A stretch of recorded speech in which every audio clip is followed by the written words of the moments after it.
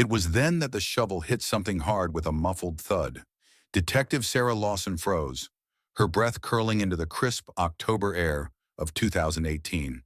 It had been 26 years to the very day since Harold Mitchell vanished.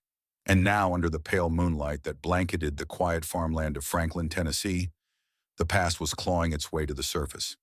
"Call the forensic team," she whispered, her voice barely rising above the wind, rustling through the dry corn stalks. "And get the sheriff, now." What they found that night wasn't just a set of remains. It was the unraveling of an entire town's sense of safety. The bones in that shallow grave told a story no one in Millersville was ready to hear. A story that would tear through decades of trust, friendship, and faith. Because this wasn't some random killing by a stranger on the highway. The truth was darker, closer. The killer had lived among them for 26 years, attending the same church services, joining in search parties, comforting Harold's grieving widow, even watching Harold's children grow up.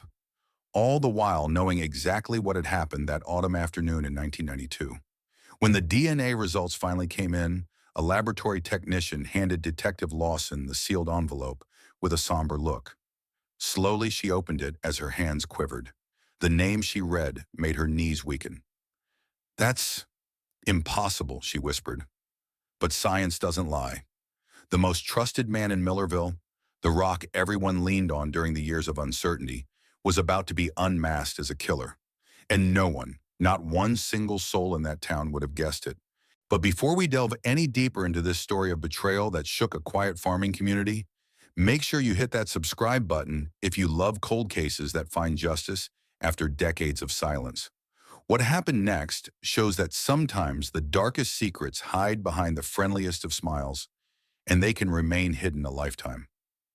Millerville, Franklin wasn't exactly the kind of place that made headlines or most maps for that matter. In 1992, this farming town of just under 3,000 people sat comfortably between middle of nowhere and everybody knows everybody.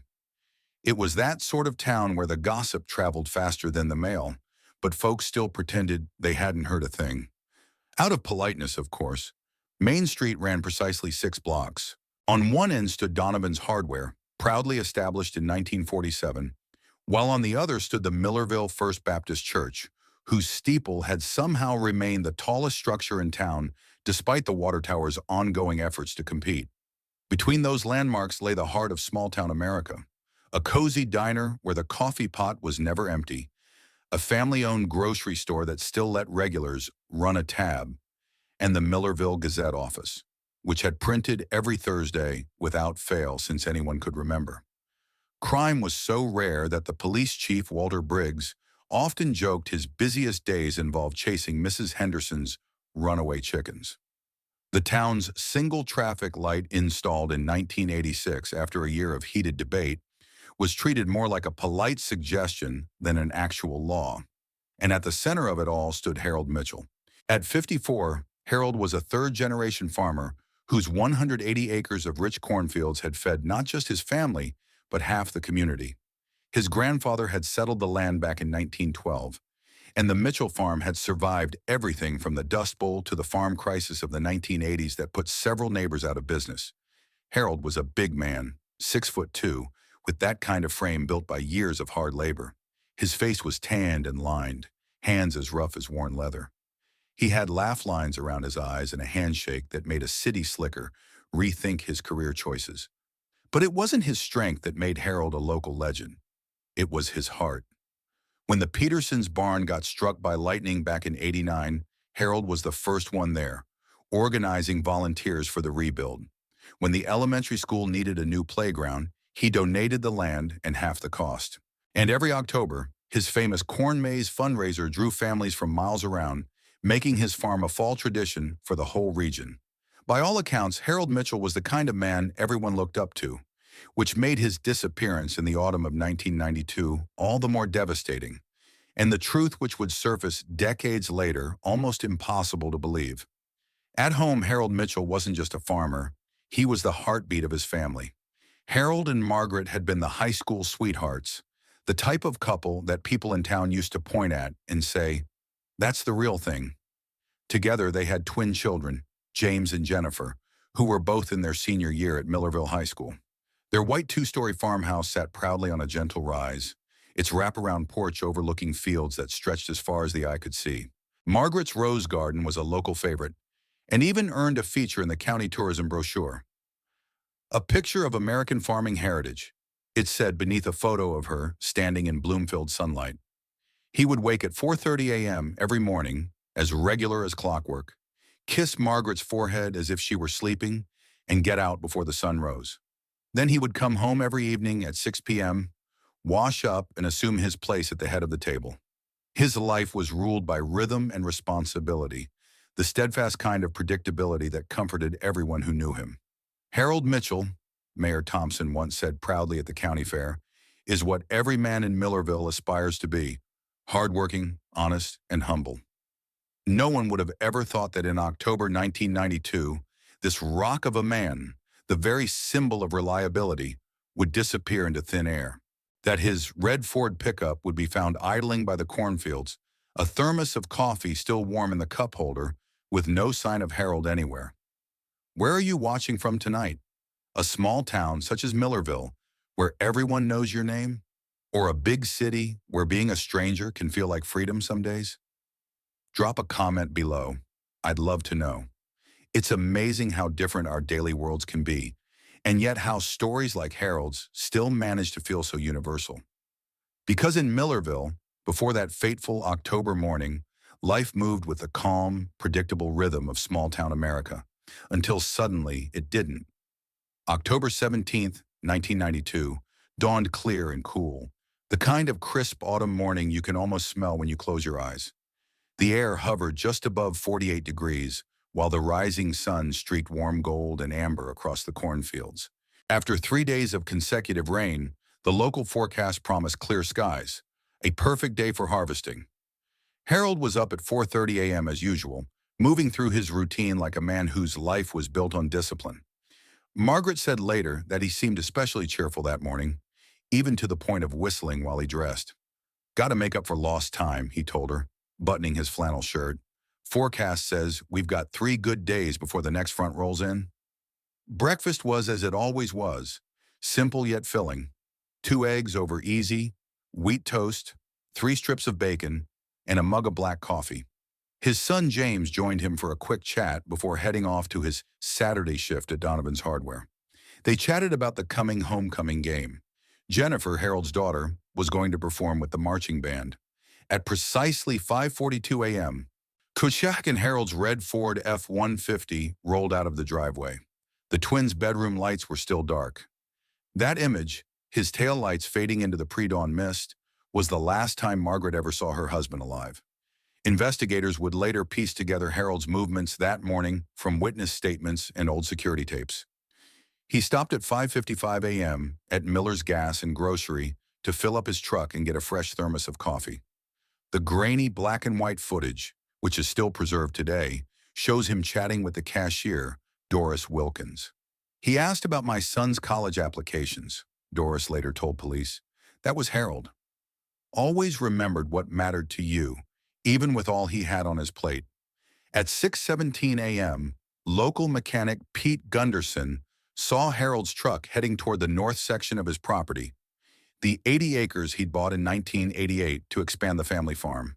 He waved as they passed each other on the narrow gravel road. Harold waved back. And that's where the trail goes cold.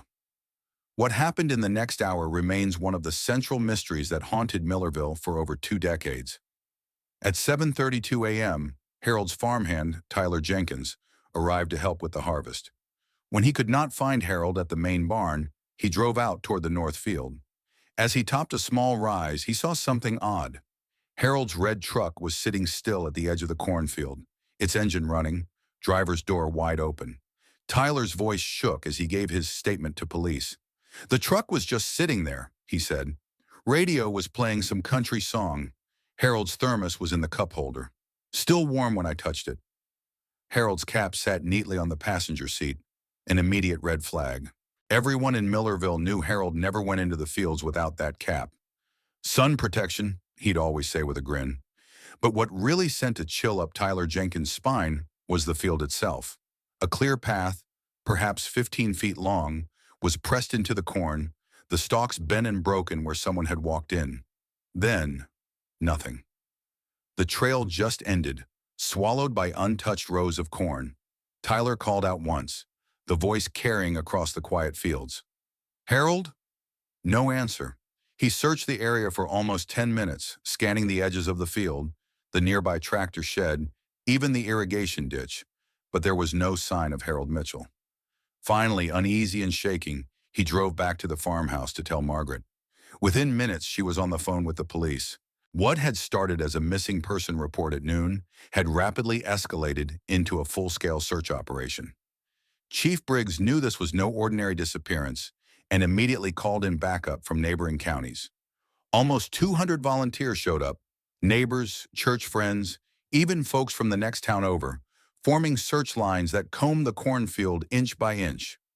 4 K9 units were brought in, but the dogs seemed confused, circling Harold's truck over and over before losing the scent completely. It was as if he'd vanished into thin air. As night fell, portable floodlights turned the field into a haunting sea of pale light. The temperature dropped into the high 30s. Margaret refused to leave, bundled in a blanket and seated in a folding chair, staring out at the field as though sheer will might bring her husband back. Pulled from school when the news spread, the twins sat quietly in their father's truck, the engine long cold, clinging to the last place he'd been. By the third day, the search had grown desperate. Dive teams checked nearby ponds and drainage ditches. Helicopters fitted out with thermal cameras scanned the area for any trace of movement or body heat. Even the FBI dispatched 2 agents from its regional office with some grim reminders. After 72 hours, the odds of finding someone alive plummet. Those first few days were only the beginning of what would become a 26-year nightmare for the Mitchell family. Jennifer, who was to have played her clarinet solo at the homecoming game that weekend, instead stayed home that night amidst well-meaning neighbors and their casseroles, each dish a quiet acknowledgement that no one knew what else to do. James withdrew completely, spending hours alone in his father's workshop, rearranging tools that were already perfectly organized. And Margaret, she moved like a ghost. She answered the same questions for investigators again and again. She jumped every time the phone rang. She slept in Harold's recliner because she couldn't bear to see their empty bed. A week after his disappearance, she confided in her sister, voice barely above a whisper. "The not knowing. It's worse than anything. If he's dead, I need to know. If he's alive somewhere, why? What happened that was so terrible he couldn't tell me?" Those questions would hang heavy over Millersville for the next 26 years. In the early days, theories spread faster than facts. Without any answers, the rumor mill filled the gaps. Some of them thought Harold had caught someone trespassing, or even a poacher, and paid the ultimate price for it. Others whispered about secret financial distress, though no records ever indicated anything like that. But the most relentless rumor was the cruelest of all, that Harold had simply walked away, that perhaps he'd grown tired, burned out, or was harboring a secret life. Those who knew him best dismissed that instantly. Harold wouldn't miss his daughter's clarinet solo for anything, Chief Briggs told reporters 6 weeks into the investigation. Something happened to Harold Mitchell. Something bad. But unfortunately, forensics in the early 90s just couldn't keep up with the mystery. DNA testing existed, but it was slow, expensive, and required large samples. Franklin County's tiny rural crime lab was already buried under months of backlog, and the evidence to support it? Heartbreakingly thin. Tire tracks near Harold's truck matched at least a half-dozen vehicles belonging to locals, all with legitimate reasons to be there. Fingerprints turned up nothing new, just Harold's, his family's, and his employees. Then 8 weeks in, a new lead emerged, something that, for one brief moment, gave everyone hope. About 30 feet away from where Harold's truck was found, investigators found something. A partial boot print pressed into the mud at the edge of the cornfield. It wasn't much, but in a case with almost nothing to go on, it was something. The tread didn't match Harold's boots or anything owned by his family or farmhands. "This could be our first real break," Detective Roy Simmons told the investigation team during their morning briefing. The first spark of optimism they'd felt in weeks. But that optimism didn't last long. The print, though distinct, a size 11 work boot, with a unique tread pattern, matched a popular brand sold right there in town at Donovan's Hardware. And in Millerville, that was about as common as owning a tractor. Sales records showed 17 pairs of that exact size and tread sold in just the past year. It was like finding a needle in a stack of needles. By the start of January 1993, the investigation was beginning to wind down. FBI agents who joined early on packed up files and headed back to the regional office, leaving behind boxes of interviews and forensic reports, but little progress. Deputies from neighboring counties went back to their usual routine. The daily briefings turned to weekly updates, then monthly check-ins. The case was losing momentum. Every lead was a dead end. Harold's bank accounts were left untouched. His passport sat, unused, in a safe deposit box. Credit reports showed nothing suspicious. "It's like he simply vanished into thin air," one exasperated investigator scribbled in the case file. And at the time, law enforcement didn't have the digital tools we take for granted today. No cell phone records, no GPS tracking, no security cameras on every corner. Detectives relied entirely on human memory, which grew hazier and less reliable with every passing week. Then came the cruelest twist of all. In the spring of 1993, a farmer in neighboring Westfield County discovered human remains buried at the edge of his property. The news swept through Millerville like wildfire. For 3 agonizing days, the Mitchell family prepared for confirmation. Margaret prayed for closure, even if it came in the form of heartbreak. But the remains weren't Harold's. They belonged to a missing hiker who'd vanished 2 years earlier. The hope that had flickered so briefly went dark again. Over time, the headlines faded. At first, the Millerville Gazette ran front-page updates. Then the story slipped further back, replaced by town council squabbles and high school football scores. The regional news stations stopped sending reporters altogether. By the 1-year anniversary, only a small reflection piece appeared in the local paper. A bittersweet story about how the town had come together to support the Mitchell family. The case remained open in name only, a dusty file tucked away on Chief Briggs's shelf. New crimes demanded attention, and budget cuts meant fewer hours for cold leads that went nowhere. To the Mitchells, the loss of public interest felt like losing Harold all over again. Margaret called first every week, then every month, in search of news that never came.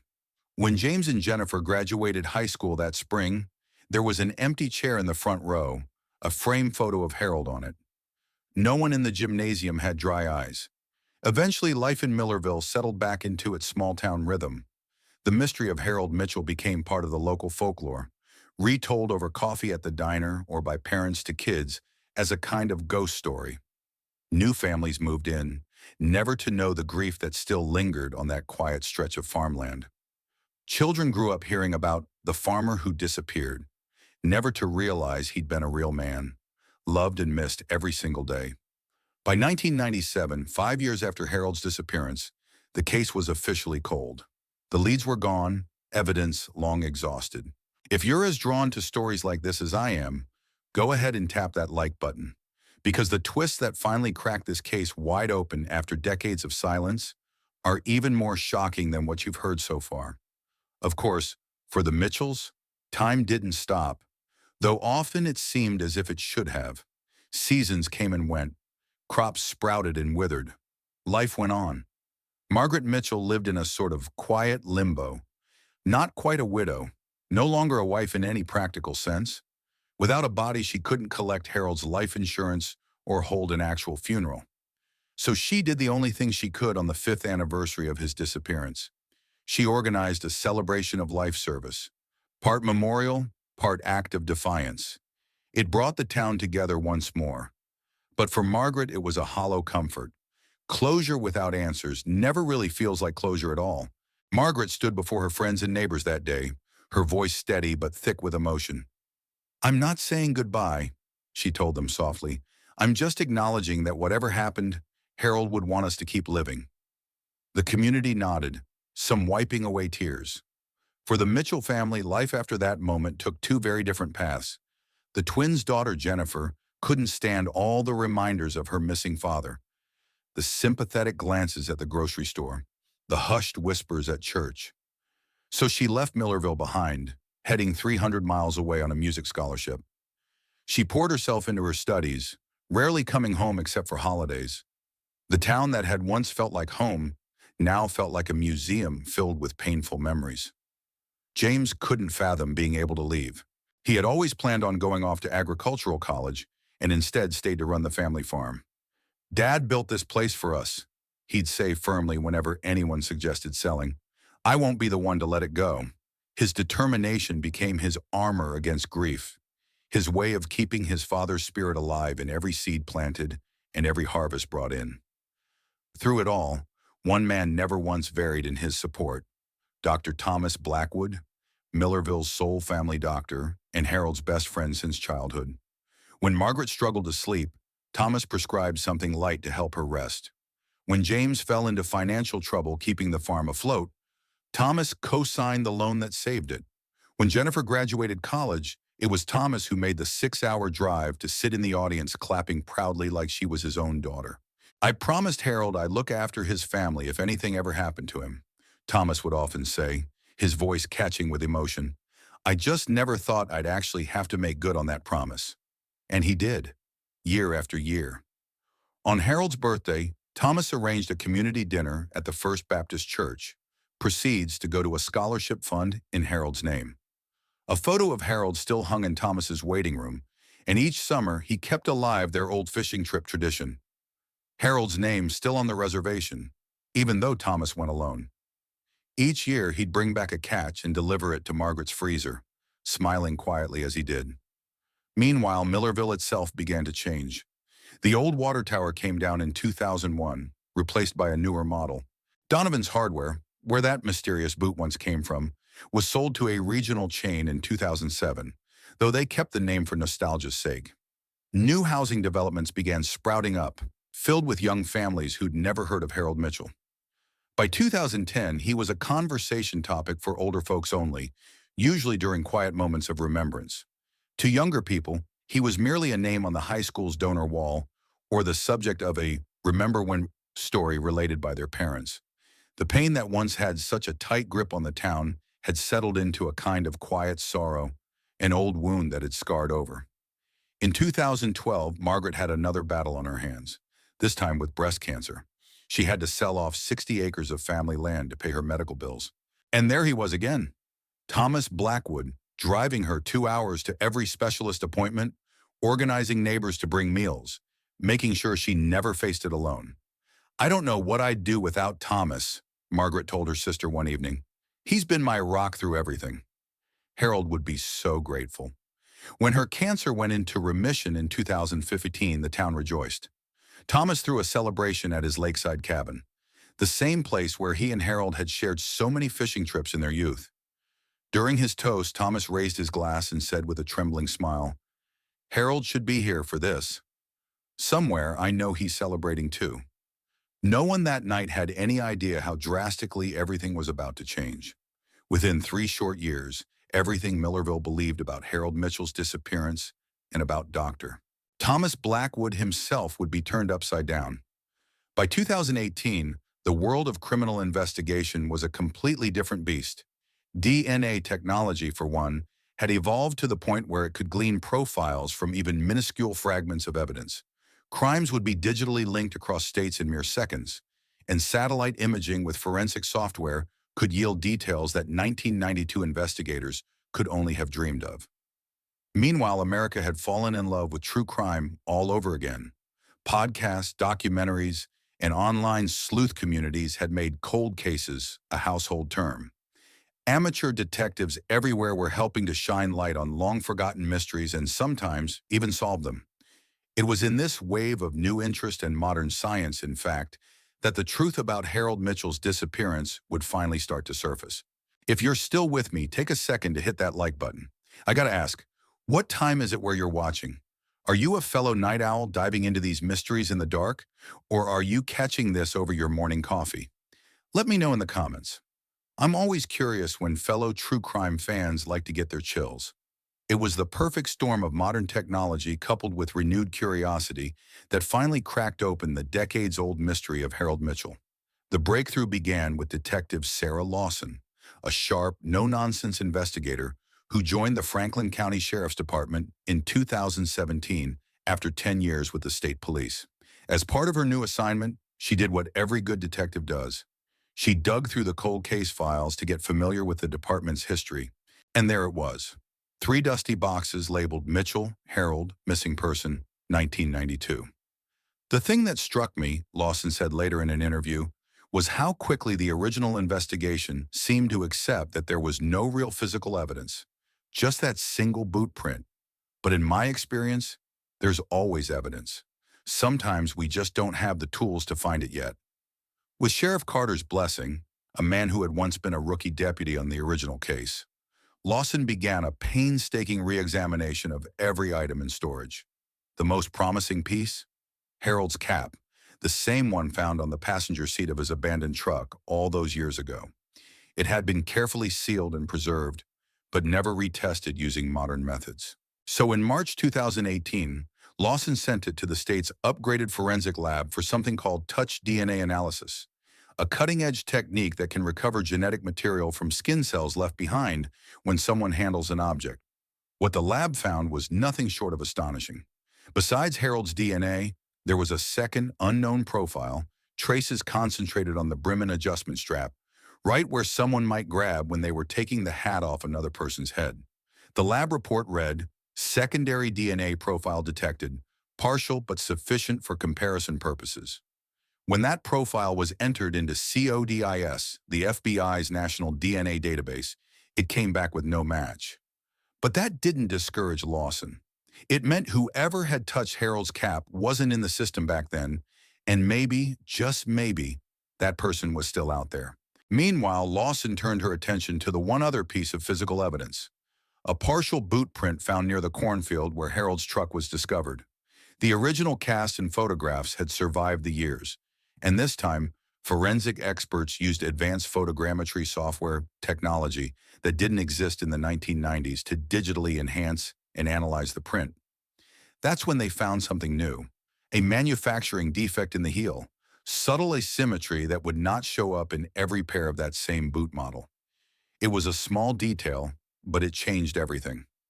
Lawson tracked the defect through company production records and found that only about 200 pairs in the entire nation could have possessed that very defect. Moreover, only one pair was sold at Donovan's Hardware in Millersville. She dug through the store's old paper archives, hoping against hope that the records had survived. And somehow, miraculously, they had. The receipt showed that the boots had been bought 3 weeks before Harold vanished, paid for in cash. But the buyer's name stopped Lawson cold. "Initially, I had thought it had to be a mistake," she said. "Dr. Blackwood was Harold's best friend, practically family. He'd been supporting the Mitchells for decades. It made no sense." But Lawson's instincts told her to keep digging. A search of property records turned up something astonishing.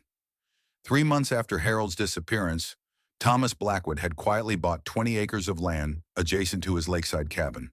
The seller, a holding company called Mitchell Holdings, Incorporated, a company Harold himself had established years earlier for tax purposes. That connection had gone unnoticed in 1992 because the transaction was routed through a trust, hiding both buyer and seller from view. Even more suspicious, the sale price was far below market value. Now Lawson had enough to move forward. She obtained a search warrant for Blackwood's property, the 20 acres he'd acquired right after Harold went missing. Using ground-penetrating radar, a technology that would have seemed like science fiction back in 1992, investigators scanned the area near the property line. What they found made the whole team fall silent, a 6-foot-long anomaly beneath the soil.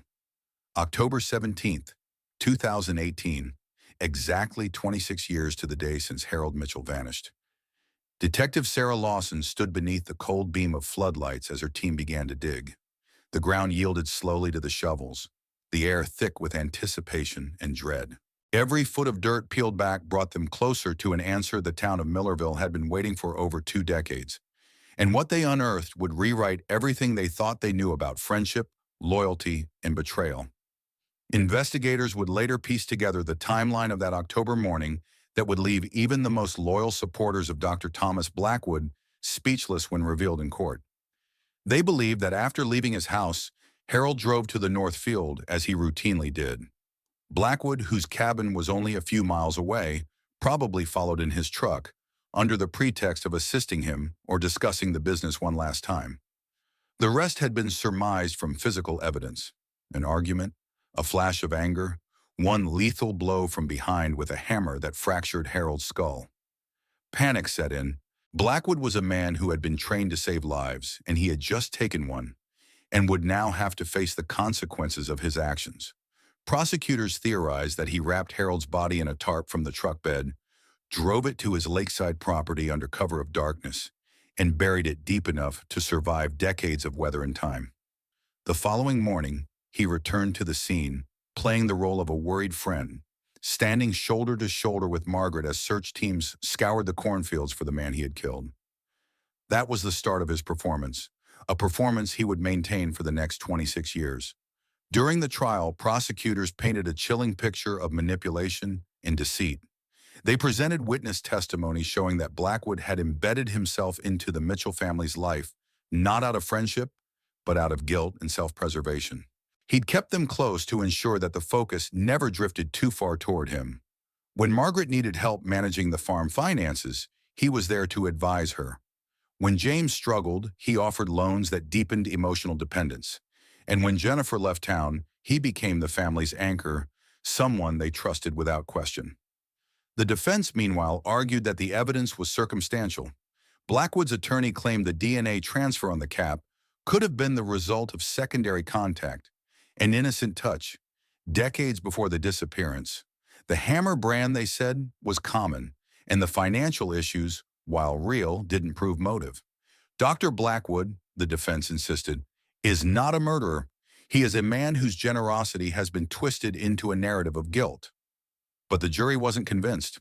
Over 3 weeks, prosecutors took the time to present all links in the chain of evidence: a boot print with its manufacturing defect, the purchase of land below market value from Harold's trust, the DNA match from the discarded coffee cup, and the journal entry capturing Harold's final uneasy conversation with his best friend.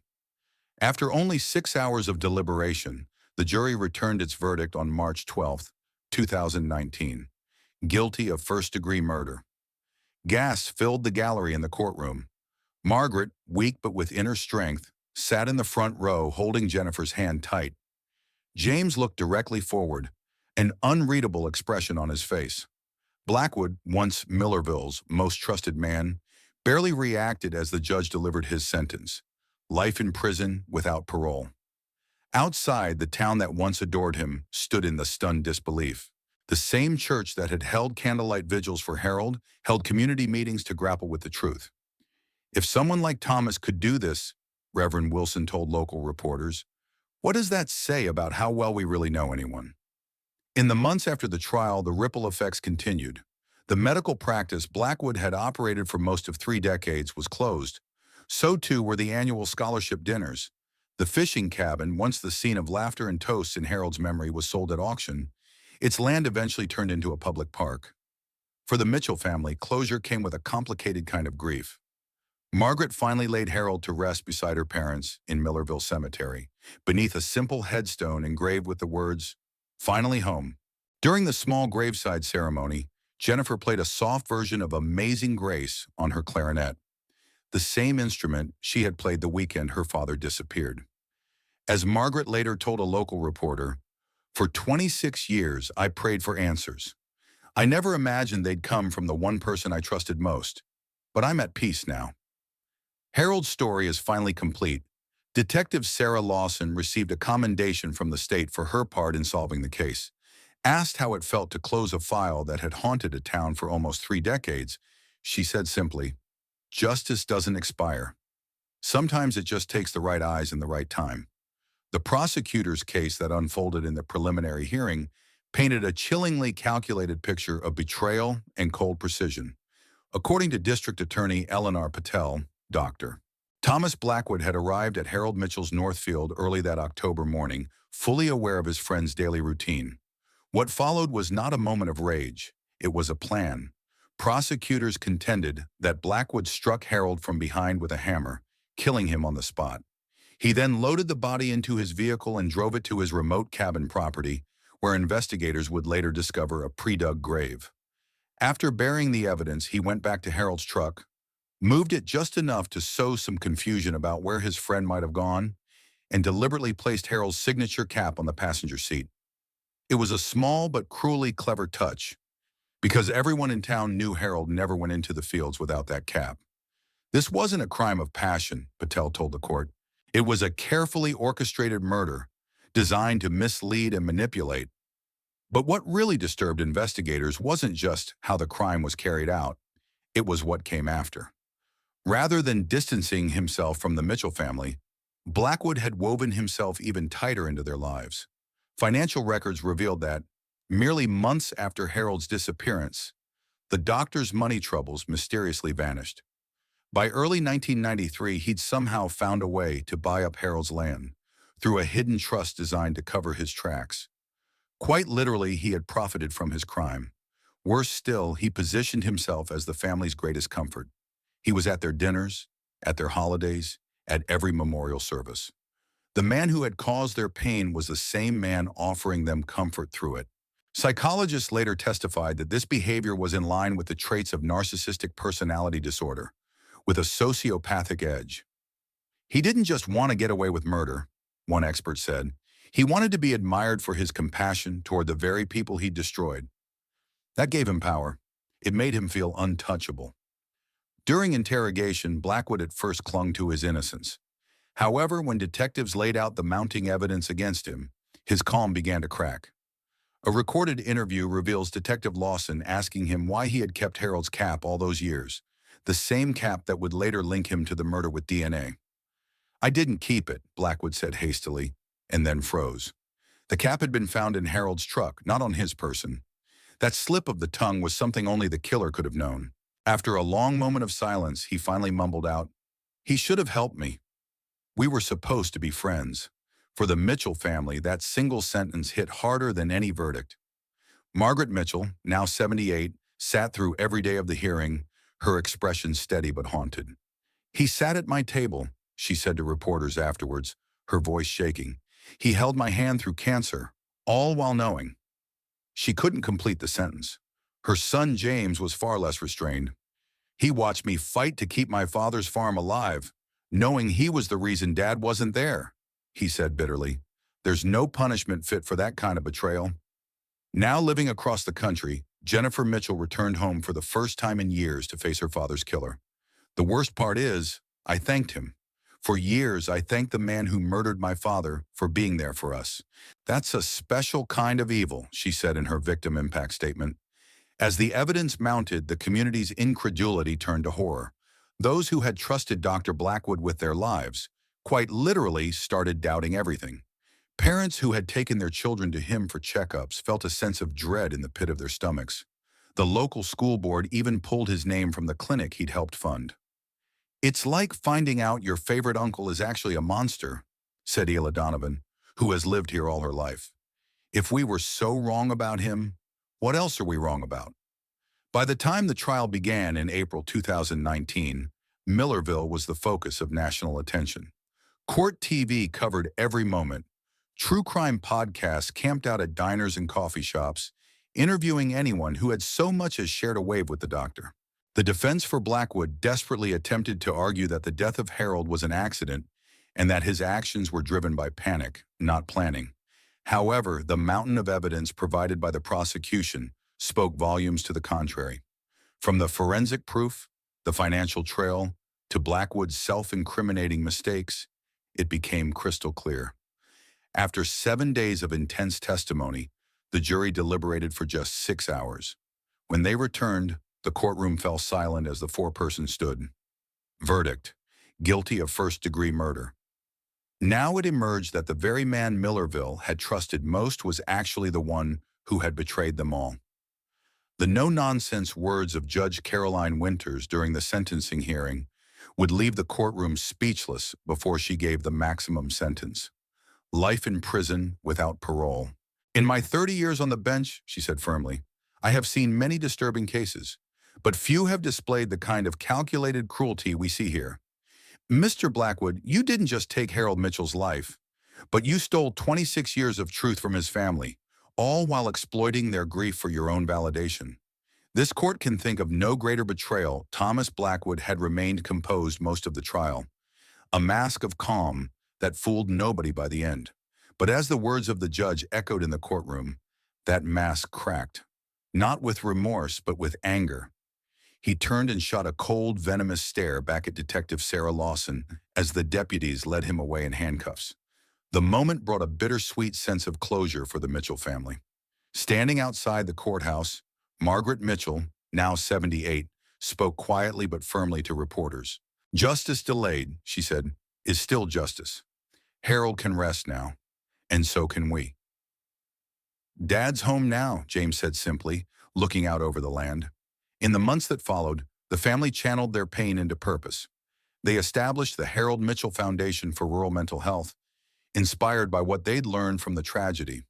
If there had been someone else for people to talk to, Jennifer explained at the foundation's launch, maybe someone would have noticed the inconsistencies in Thomas's behavior. "We want to make sure other small towns have the support Millersville didn't." The community, too, began the slow process of healing. But it wasn't easy.